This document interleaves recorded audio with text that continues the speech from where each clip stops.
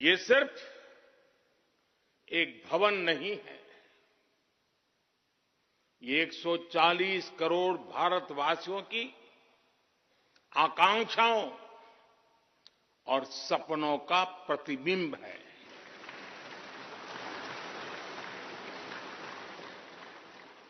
ये विश्व को भारत के दृढ़ संकल्प का संदेश देता हमारे लोकतंत्र का मंदिर है।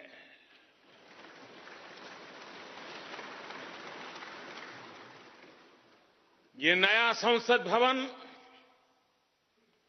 योजना को यथार्थ से,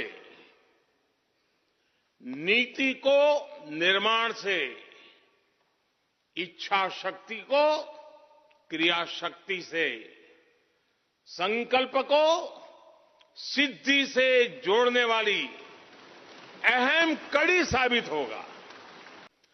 आजादी के 75 वर्ष होने पर अमृत महोत्सव बना रहा है। इस अमृत महोत्सव में भारत के लोगों ने अपने लोकतंत्र को संसद के इस नए भवन का उपहार दिया है।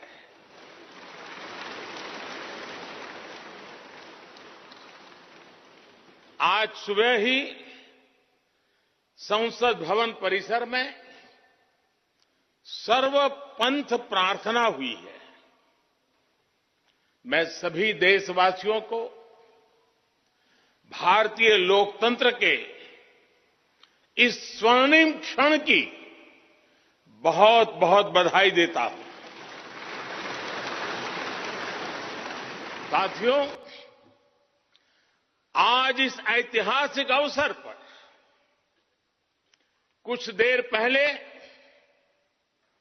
संसद की इस नई इमारत में पवित्र सेंगोल की भी स्थापना हुई है।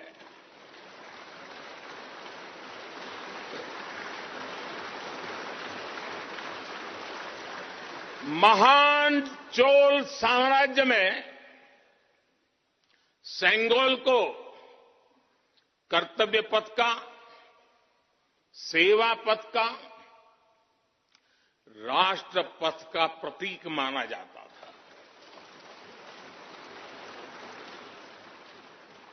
राजा जी और आदीनम के संतों के मार्गदर्शन में यही सेंगोल सत्ता के हस्तांतरण का प्रतीक बना था। भारत एक लोकतांत्रिक राष्ट्र ही नहीं, बल्कि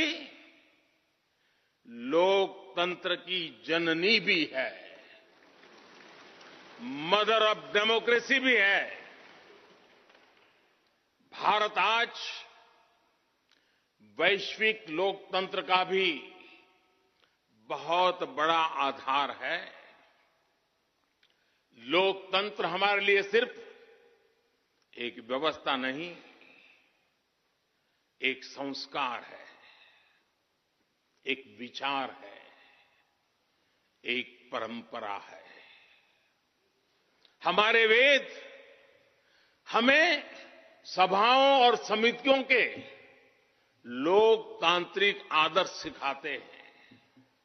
महाभारत जैसे ग्रंथों में गणों और गणतंत्रों की व्यवस्था का उल्लेख मिलता है। हमने वैशाली जैसे गणतंत्रों को जीकर दिखाया है। हमने भगवान बसवेश्वर के अनुभव मंटपा को अपना गौरव माना है। साथियों, संसद के पुराने भवन में सभी के लिए अपने कार्यों को पूरा करना कितना मुश्किल हो रहा था, ये हम सभी जानते हैं। टेक्नोलॉजी से जुड़ी समस्याएं थी, बैठने की जगह से जुड़ी चुनौती थी। इसलिए ही बीते 1.5-2 दशकों से ये चर्चा लगातार हो रही थी कि देश को एक नए संसद भवन की आवश्यकता है और हमें ये भी देखना होगा कि आने वाले समय में सीटों की संख्या बढ़ेगी, सांसदों की संख्या बढ़ेगी, वो लोग कहां बैठते हैं? और इसलिए ये समय की मांग थी कि संसद की नई इमारत का निर्माण किया जाए। और मुझे खुशी है कि भव्य इमारत आधुनिक सुविधाओं से पूरी तरह लैस है। Subscribe to One India channel and never miss an update.